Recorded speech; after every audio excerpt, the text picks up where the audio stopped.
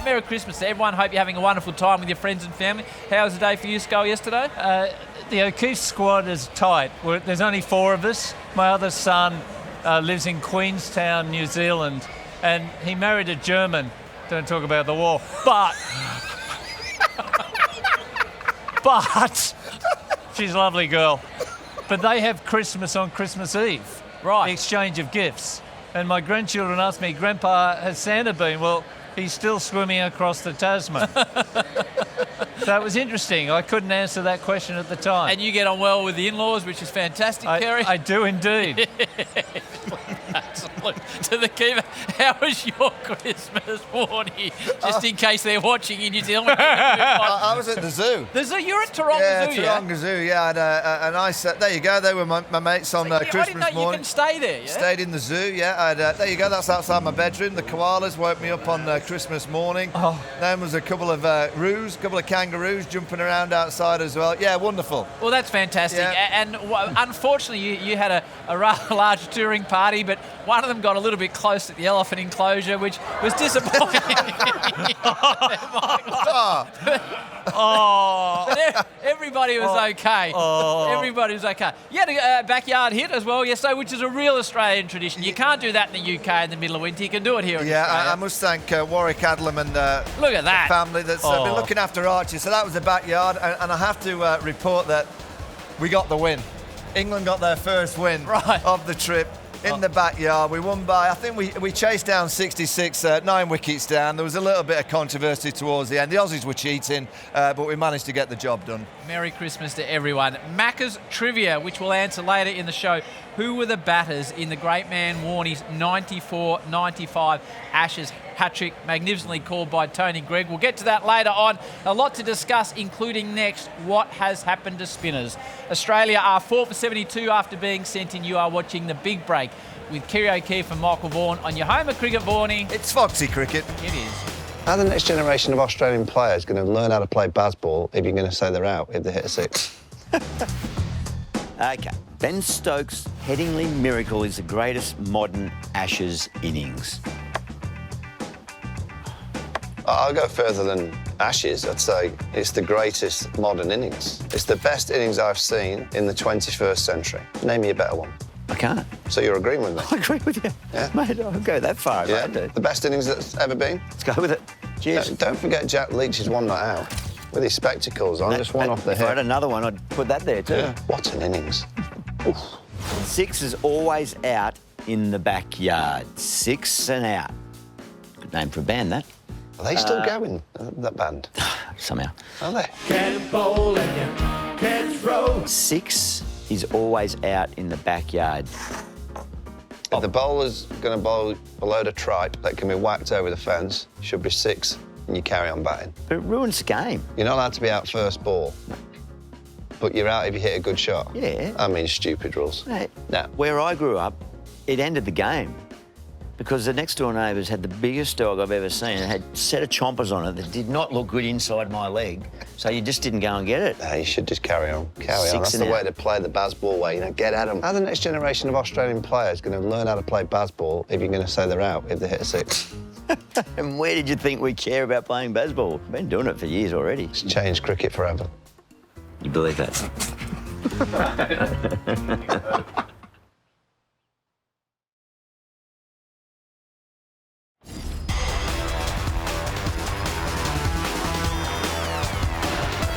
Welcome back to the Canadian Club Big Break. Australia sent in 4 for 72. Kawaja 21, and Carey is there alongside him.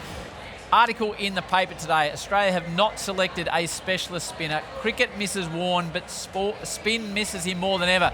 Robert Crash Craddock went on to say that Vaughany was the great voice of promoting spinners in this country. Without him, we don't have the voice. Kerry, you need to lift the voice because no spinner. Look, fast bowler-friendly pitches have been produced for the last season and a half. And the bottom line is Australia wins on them because of their fast bowling cartel. But spinners are cockroaches. You just can't kill us. They introduced T20 to kill us. We're still alive and we dominate. I mean, we're like Ringo Starr and the Beatles. We're the worst singer, but you need us to blend in. It's a shame. It's a shame there's no Murphy. Home crowd. You understand why on the decks, but that's the way cricket's going in Australia at the moment, Vaughany. Look at England on this trip. 4 tests in. We've played a part-time spinner. Shoaib Bashir was on a journey for Australian when the time came at Adelaide, when it was a dry pitch. You need your spinner. They didn't pick him. So I don't think it's just a problem here. I think it's a problem around the globe. If they didn't pick Murphy, this is the chap they should have picked. Imagine this bloke rolling in on Boxing Day. This will be pure bums on seats. I think you sent me this one, Vaughany. No, that's what we need on Boxing Day. No, this is England's next generational spinner. Because we're generally good at finding players from overseas, getting them a passport quickly. Do not be surprised if that young chap is bowling against the Aussies in 27. I look forward to that. Cameron Green bats number 7. He gets a real opportunity. He's batted pretty much everywhere in the order, Scull. I was listening to you talk about this position in commentary. Well, the thing is, I think he's the all-rounder now, because I think he'll bowl well on the next 2 pitches, MCG and SCG. He has good first-class numbers at both. I don't know whether he's in the form of a top 6. So at 7, he can relax into his work. I think he's a big player in this match. Seems to make sense, doesn't it? Because you bat 7, you're seen as the all-rounder that you relied on with the ball. If you bat 4 and 5, people immediately expect you to make big runs. Jury's still out whether he's a generational player. And that's been his tag ever since he emerged. But is his height an advantage inside that top 4? I don't know whether it is. But at 7... He can play the game he wants to play, which I think is to get in there, take his time initially. If it's 5 for not many, he can take his time. He can get on with it. Whereas inside the top 6, he seems to be hastening too quickly. So I think this is a perfect chance for him. You go in at 7 on this kind of deck. There's been movement, not a huge amount, but you go in at 7 on a juicy one. You think, 30 over the old bowl, 35. This is a great opportunity for him to show his worth. Absolutely. Talking about opportunities, batting number 3, a young man that hasn't made a first-class 100, which is extraordinary, Jacob Bethel. Also a man talked about as a generational talent. This is the man that, he grew up in the West Indies. He's got dyed blonde hair. He's still got sort of that Bajan accent, but he's an entertainer. Can he do the job for England at 3? Well, it's a great opportunity. England are looking to the future. I think we use generational talent far too early on in some of these young players' careers, but he's certainly got the gift. He got a great 100 against South Africa in one-day cricket. He's going to need time. He got a good 96 against the Kiwis a year ago, but I hope he just plays, and I hope he doesn't go into this method of baseball. I think if he just bats, he's got a good technique, clearly got a good eye, fields well, bowls a bit of off-spin. He's going to be around the team for a long, long time. When he was a teenager looking to play in England, 2 people sent references on his behalf. Garfield Sobers and Brian Lara. Wow. Thank you, linesman. Thank you, ball boys. It's a good point, Kerry. Hey, great to have you back. You spent some time, you went back to England for a short period of time to see your dear dad, Graham, who's now passed away, but you got to see him, mate. Yeah, I did. And also, I just want to say thanks to everyone at Fox, all the team, everyone behind the cameras as well. All those that have helped out, all those that have reached out in support for me and the family. It was a special 36 hours that I was very blessed to get back, laid next to him, taught the cricket, watched the cricket, turned it off at times. It was special, but thanks for all the support from everyone, not just here at Fox and in Australia, but around the world. It's great to have you back, mate. So you're only home for a short period of time, and I know you're watching the cricket with your dad. What's the general reaction been back at home? Yeah, I'd first like to say that he didn't go because of the cricket. He'd not had enough because of the cricket, which would have been quite understandable. But the reaction back home is frustration. We've been saying for a long time, this England side have got a huge amount of talent. They've got some world beaters within their team. They've got a brilliant leader. They've got a very flamboyant coach. So it's disappointing to find that they're 3-0 down in the series from making some poor mistakes, some poor calls in preparation, but I just hope in the next 2 weeks they can find a little bit of rhythm, a little bit of form, and they can win a couple of test matches. Well, it's great to have you back, mate. It's great to have you back. We saw the Australian team celebrating. I think it was Travis Head made up the Ron Ball T-shirts. Is it 2010 yet? That was a dig at the great man Stuart Broad, saying that they were the worst team since 2010. They've got the Ron Ball T-shirts that I think Trav produced on his own, and they were enjoying themselves. So we're talking celebrations, maybe off the back of Noosa as well, where England seem to be enjoying themselves. The great debate today, you both get to choose one player who was your best teammate to party with. Someone that could enjoy themselves. I'll be the adjudicator as per usual. Both choose a player. Vaughany, you get 30 seconds, your time starts now. Well, there's no one better than Andrew Flintoff. He went to the Caribbean and found himself on a pedalo, #1. We won the Ashes in 2005. He drank for 57 hours non-stop. Look at the state of him on the front of the bus. We arrived at #10, the Prime Minister's house. Someone pissed in the flag. Look at the big fella there. That's just 7 hours into the first hour session. Someone pissed on the flower bed. Someone told the PM to do one. Right. It doesn't get any better than that. Tough. Andrew Muntoff. So he's gone Andrew Flintoff. Who's your best partying teammate, Kerry? Rod Marsh. Marshy. I love Rod Marsh. He led our song at the end of every Test victory. He was the best drinker in our squad by a long way. He would have died for the country. He was the ultra competitive, and we had a lot of alcohol together. And one night, after about 3 bottles of red, he said, "You know, Skull, you're the best spinner I've ever kept to." And I said, "Oh, yeah? How's that?" He said, "Because I never had to do stuff all." Drink responsibly at home over this festive period. All right, top 3 today is day 1. Well, I think the debate's a draw. You're both very good, both very hard to beat. Day 1, Boxing Day Test moments, 3-1. We will start with you, Kerry, number 3. I've admired a couple of Greeks over the years, Aristotle and Nassus, because he pulled Jacqueline Kennedy, and Sam Constas because he pulled down Jasprit Bumrah. This was an extraordinary day a year ago. Last year, mate. And it captivated the nation how this 19-year-old could take on and upset Virat Kohli. I mean, this was box office gala first session of Boxing Day. Wow. If you at 19 upset Virat Kohli, you're doing your job. Number 3 for you? Same again. Sammy Constas. He lit up the MCG, that little shoulder barge, and I'll say you'll see Sam Constas again. Well, let's hope He'll so. definitely play for Australia again. Number 2, day 1, Boxing Day Test moments, Skull. Dennis Lilly. Oh, This final over against the West Indies, the day was lost. He had the fighting qualities of a honey badger. He was ferocious in the contest. It didn't matter who. The night watchman came in. Viv Richards wasn't on strike. He was to the last ball of the day. DK, what did he have left? Oh, hello! Stumps everywhere. Oh, heart of a cauliflower. Look at the big guy. Fantastic at 2. That's fantastic. Number 2 for you, I'm Vaughany. going back to 2003. Virender Sehwag, day 1, 195. He smoked the Aussies to all parts. He was playing baseball before it was created. Just look at that. There's McGillar over extra cover. See you later. Into the stands. There's our own Binger. The cut, the trap was set. Pack the offside, they said to Virender. Nah, just smack it over the top of them. He was a wizard, a genius. Australia actually went on to win that test. I was in the outer watching that test match, and I had a friend working at Channel 9, and he took me into the Channel 9 commentary box, and I got to meet Richie Benaud in person. Like, I loved that, but I sat behind Richie for half an hour, Kerry. Absolutely brilliant that day. Yeah. Number 1 moment for you, Boxing Day Test, day 1, Skull. The king, Shane Warne. Ah, yes. He had a packet of cigarettes and a bottle of Midori in one pocket and the crowd in the other. He bowled a half volley to Andrew Stouse. Of course he missed it, and off he went.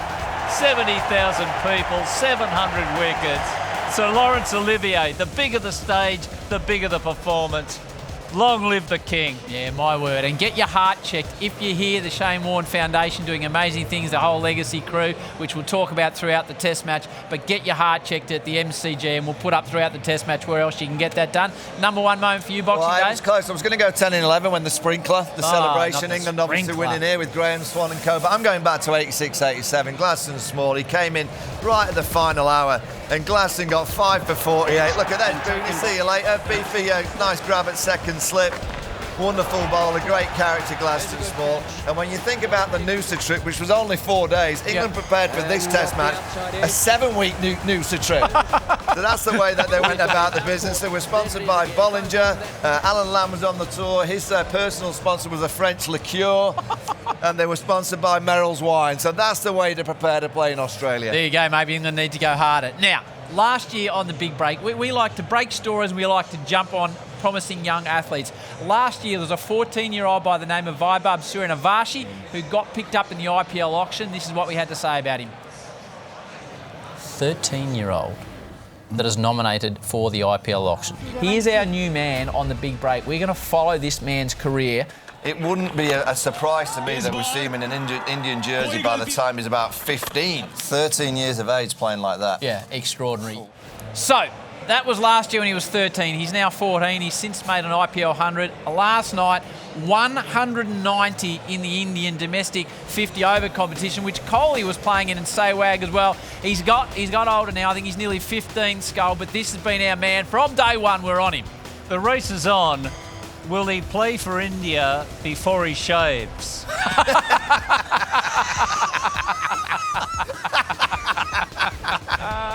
I'm backing Gillette. So we like to jump on them young here. Now, what we've done, we've scoured India and we're about to show you vision. This is the next bloke that's going in the IPL auction. He's currently 6, Skull. We'll be on him as well. Apparently, he can't play these shots with a cricket bat. No, look at this. Look at that. That's his challenge. They don't allow stumps. So that's the next bloke we're on. However, kids at home, if you're going to play with your brothers and sisters in the backyard, just be careful. This is the one you did send me, Vaughany, because when you're young, you've got to watch out for the ball.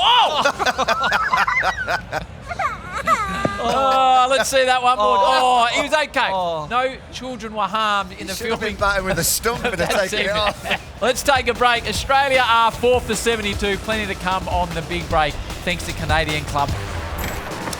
Double header on the Big Bash tonight, straight after the Test cricket. The Sydney Sixers, Babar Azam, come up against the Melbourne Stars, who have started the season 2 and zip.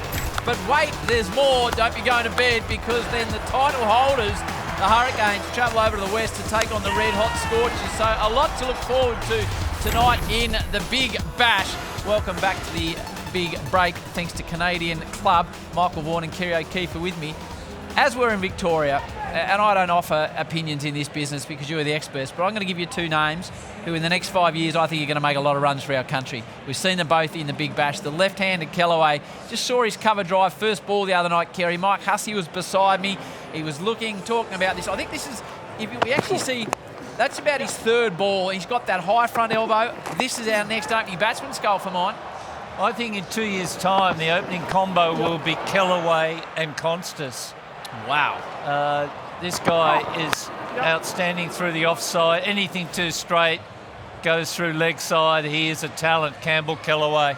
And Sam will come again.